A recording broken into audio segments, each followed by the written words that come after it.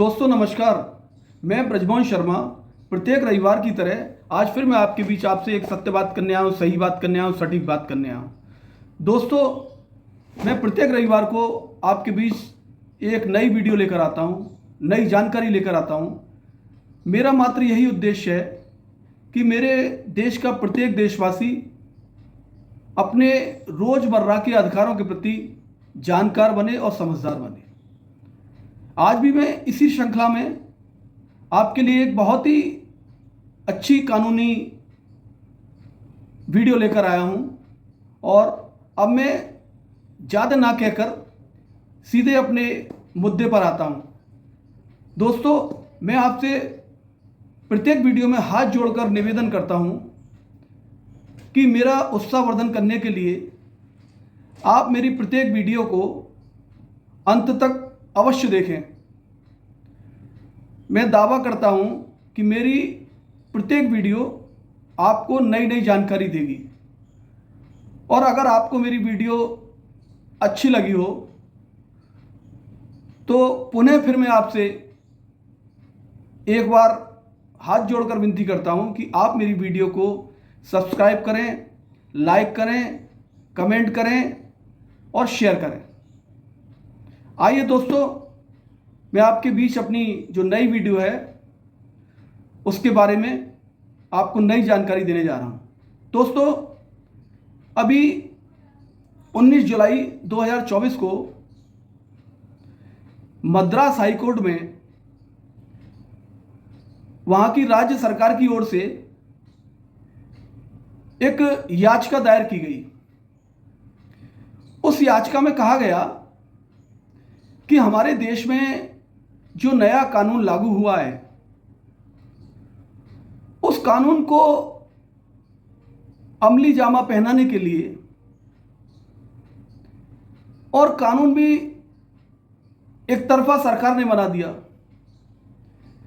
जिस समय यह कानून बनाया गया, जो चर्चा में लाया गया, उस समय सिर्फ सत्तारूढ़ पार्टी और उसके सहयोगी दल के अलावा संसद भवन के अंदर कोई नहीं था। सारी विपक्षी पार्टियों को बाहर निकाल दिया गया था। तो याचिका कहना है, मद्रास की राज्य सरकार का कहना है कि जो 1 जुलाई को जो तीनों नए कानून लागू किए गए, जो भारतीय सुरक्षा संहिता, भारतीय न्याय संहिता और भारतीय साक्ष्य अधिनियम, इन तीनों कानूनों के लिए पार्लियामेंट के अंदर कोई भी सार्थक चर्चा नहीं की गई। और अब याचिका का कहना है कि इसमें खाली इसलिए बदलाव किया गया है इनके सेक्शनों में कि सेक्शन की अदला बदली के को गैर जरूरी माना है याची ने। इसके जो प्रावधान है उनकी भी व्याख्या करने में, नए कानून की जो व्याख्या करने में काफ़ी परेशानी हो रही है। और दूसरी चीज़ उन्होंने कहा है सरकार के अधिवक्ता ने कि नए सेक्शन की अदला बदली से हमारे देश की जुडिशरी को, हमारे देश के वकीलों को और हमारे देश की आम जनता को नए प्रावधानों को समझने में बहुत परेशानी होगी। याचिकाकर्ता का यह भी कहना है कि संसद में सत्ताधारी पार्टी व उसके सहयोगी दलों द्वारा ही सिर्फ यह कानून लागू किया गया। सरकार नहीं कह सकती, उसका साफ कहना है याचिकाकर्ता का, सरकार यह नहीं कह सकती कि यह कानून संसद की कार्रवाई में हुआ है। इनमें विपक्षी पार्टी तो शामिल ही नहीं थी, तो सरकार कैसे कह देगी। उन्होंने कहा कि एक्ट का नाम जो हिंदी में या संस्कृत में किया गया है, हमारा भारतीय संविधान के आर्टिकल 348 में ये कहा गया है कि ये सिर्फ इंग्लिश में होगा। अगर इन्होंने हिंदी में किया है तो हमारे भारतीय संविधान का 348 का खुला उल्लंघन है। और कोर्ट ने भी याची की बात को माना, सरकार की बात को माना।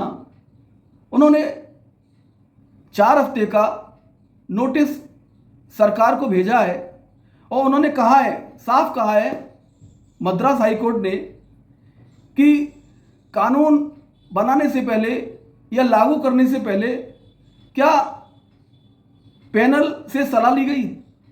उन्होंने साफ कहा कि पहले लॉ पैनल से सलाह लेनी चाहिए थी, उसके बाद ये कानून लागू किया जाना चाहिए था। तो सरकार ने अपनी मनमर्जी से ये कानून लागू किया है, ये याची का कहना है। और हमारे देश की जो जनता है वो भी इसे अभी समझने में बहुत परेशान है। हमारे देश के अधिवक्ता भी बहुत समझने में परेशान है। तो ये तो सिर्फ एक तरफा कार्रवाई हो गई। और याची ने बहुत ही अच्छा प्रश्न किया है सरकार से कि इस तरह के निर्णय जो होते हैं पूरे देश में लागू होना है। और 1 जुलाई को हो भी गया, क्योंकि पूरे देश का निर्णय होता है तो इसमें संसद में एक व्यापक चर्चा होनी चाहिए पक्ष विपक्ष के बीच, तब इस कानून को लागू किया जाना चाहिए था। क्योंकि याची ने बहुत बढ़िया प्रश्न किया है हाई कोर्ट से जनहित में, और हम ये चाहते हैं कि इस पर एक आवश्यक कार्रवाई कोर्ट करे।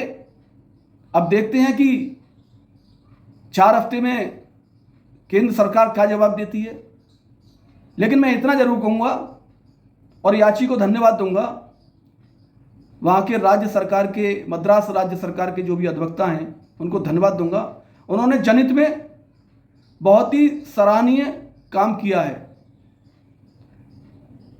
मेरे मित्रों, अगर ये मेरी वीडियो आपको पसंद आई हो तो दिल से मैं पुनः एक बार फिर आपसे हाथ जोड़कर विनम्र निवेदन कर रहा हूं कि आप मेरी वीडियो को अंत तक सुनें और सब्सक्राइब करें। धन्यवाद। जय हिंद, जय भारत।